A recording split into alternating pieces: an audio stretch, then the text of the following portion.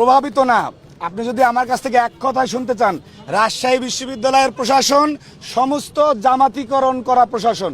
রাজশাহী বিশ্ববিদ্যালয়ের ভিসি, রাজশাহী বিশ্ববিদ্যালয়ের নির্বাচন কমিশনে যারা আছেন তারা প্রত্যেকেই শুধুমাত্র একটি মাত্র সংগঠনকে জেতানোর জন্য যত প্রকার অপকৌশল করা লাগে সব করতে তারা কর্মব্যস্ত রয়েছেন।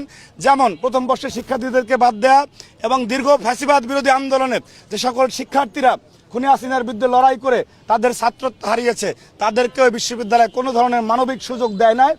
এই যে উপরে এবং নিচে কেটে ফেলে শুধুমাত্র শিবিরকে জেতানোর জন্য, আমি একদম প্রকাশ্য বললাম, শুধুমাত্র শিবিরকে জেতানোর জন্য একটি নামমাত্র অনুষ্ঠানের আয়োজন করতে যাচ্ছে রাজশাহী বিশ্ববিদ্যালয় প্রশাসন।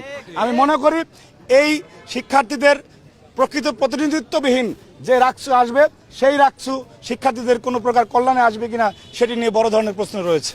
কিছুদিন আগেও ঢাকায় একটি ঘটনা হয়েছিল।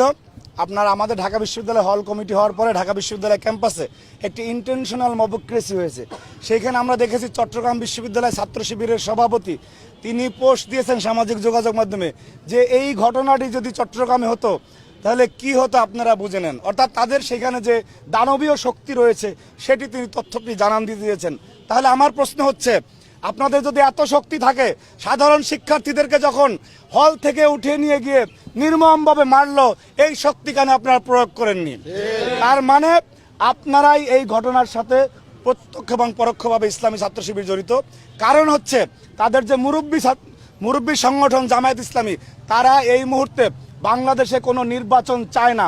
সেই নির্বাচনটি যাতে বিলম্বিত হয় সেই জন্য সারা বাংলাদেশে ইন্টেনশনালি এই মবক্রেসি তৈরি করে বোঝাতে চাচ্ছে যে বাংলাদেশে নির্বাচনের কোনো পরিবেশ নাই।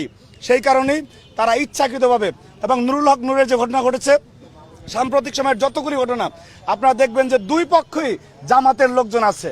অর্থাৎ ভিতরে ঢুকে একটি স্যাবোটাজ তৈরি করে তারপরে পরিস্থিতিকে ঘোলাটে করা এবং বাংলাদেশের মানুষকে জানান দেয়া যে এই মুহূর্তে কোনো নির্বাচন হতে পারে না। এবং দেখবেন যে প্রত্যেকটি ঘটনার পরেই তাদের কোনো না কোনো দায়িত্বশীল বক্তব্য দিয়ে থাকেন যে দেশে যদি এই পরিস্থিতি চলে নির্বাচনের কি পরিস্থিতি আছে। সুতরাং এই যে নির্বাচন পেছানোর যে ষড়যন্ত্র, এই খেলা মানুষ বুঝে গিয়েছে। এবং আমরা নির্বাচনে জাতীয় রাজনীতি নিয়ে অনেক এত বড় লম্বা বক্তব্য দিতে চাই না। আমাদের বক্তব্য ছাত্র রাজনীতি নিয়ে। রাজশাহী বিশ্ববিদ্যালয়ে আর কোনো ধরনের রক কাটার রাজনীতির ইতিহাস আমরা আমাদের শরীরে এক বিন্দু রক্ত থাকতে ফিরতে দিব না ইনশাআল্লাহ।